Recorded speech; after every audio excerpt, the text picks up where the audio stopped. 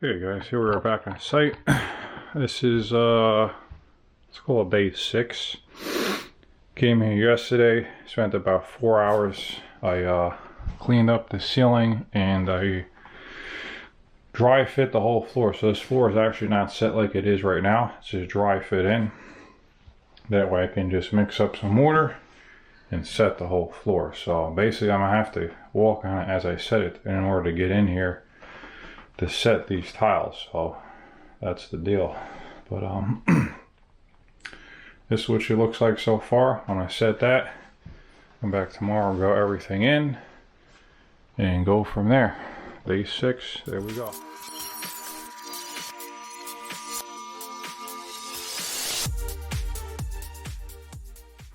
Okay guys, so anytime you're setting a tile of this size, okay, this is a 24 inch by 48 inch polished porcelain tile, or just any tile this size, it really helps to use suction cups. Now you can't use them on like some rough textured suction cups, and there is suction cups for the rougher texture.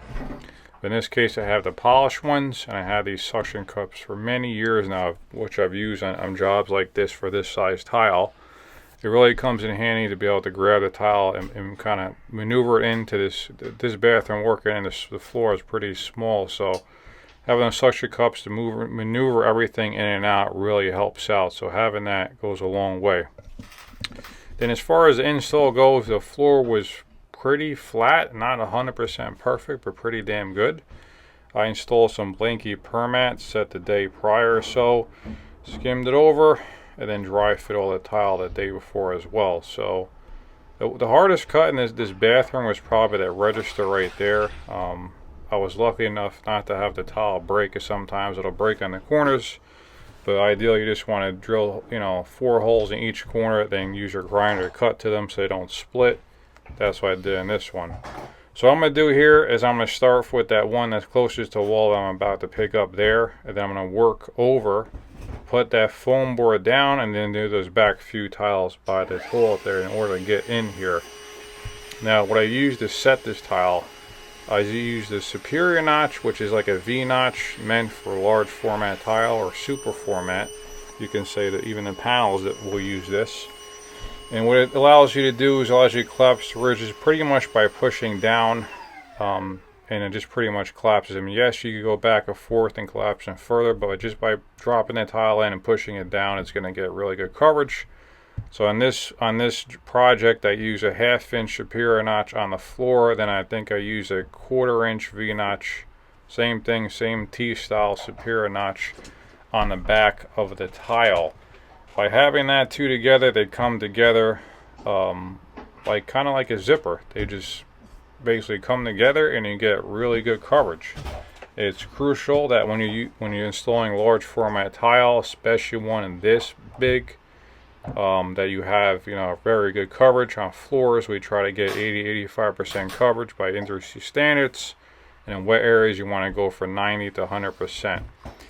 Ideally you want to have 100% everywhere, but nothing's perfect. We don't live in a perfect world, and no substrate is 100% perfect. Even if you self-level or do a mortar bed and all that, nothing's exactly perfect.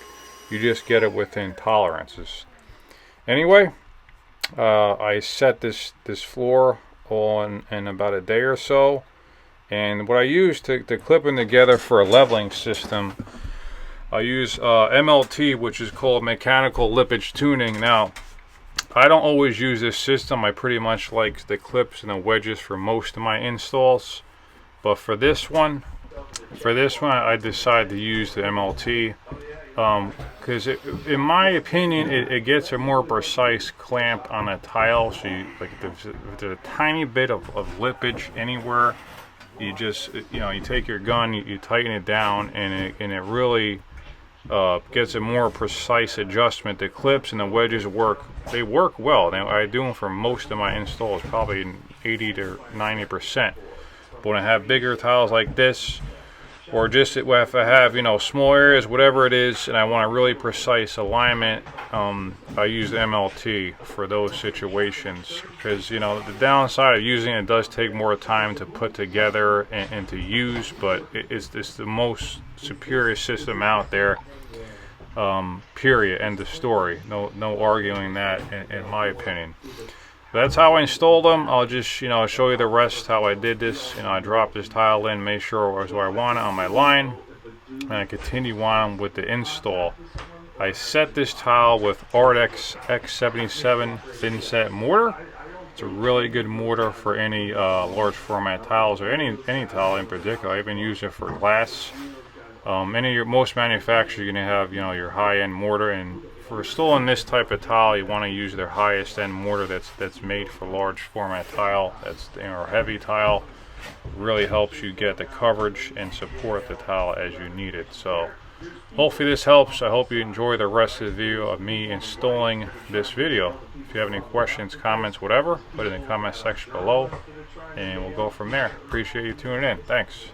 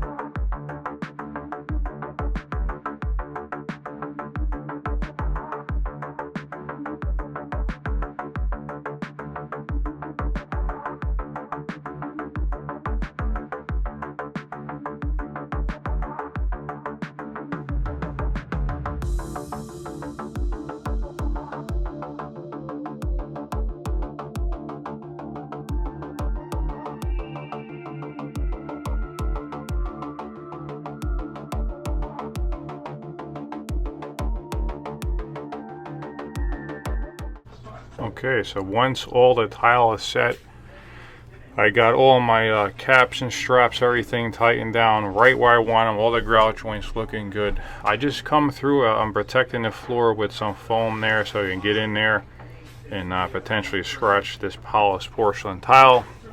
I'm just going around with my brush and my sponge just to make sure I'm getting the grout joints as clean as I possibly can. Now some guys will skip this step, and that just makes for more work the following day and harder, because we're talking about mortar here. It's going to get rock hard, guys. So try to keep your joints as clean as possible. You know, I got to the job here probably around 8 o'clock or so, and I was done setting this floor by about 11, 12 o'clock. completely. So I had more than enough time in the day just to go around to you know, clean out all the joints, wipe everything down, and making sure everything is nice and clean. So when I come back the next day, just remove my caps, break out the straps and all that stuff, and just start grouting pretty much. Obviously you're gonna have a little bit of cleanup sometimes under the caps. You're gonna get some squeeze up there that you can't see with them on. If you want it, you could take off the caps now and clean out the motor. But I usually, if I don't notice it, I'm not going to remove the caps immediately right there and then, because it's tightened right where I want. I do not want to move it. So, you know, a little bit under the caps here and there the next day is no big deal. So just do that and save yourself the hassle for the following day when you come back to grout this project. Hope this helped you guys out. Thanks for tuning in on this 24 by 48 inch Italian polished porcelain tile installation on this bathroom floor. Okay, that's it. It's all set, cleaned up. Tomorrow come in here, finish off. I need to finish off and grout the floor.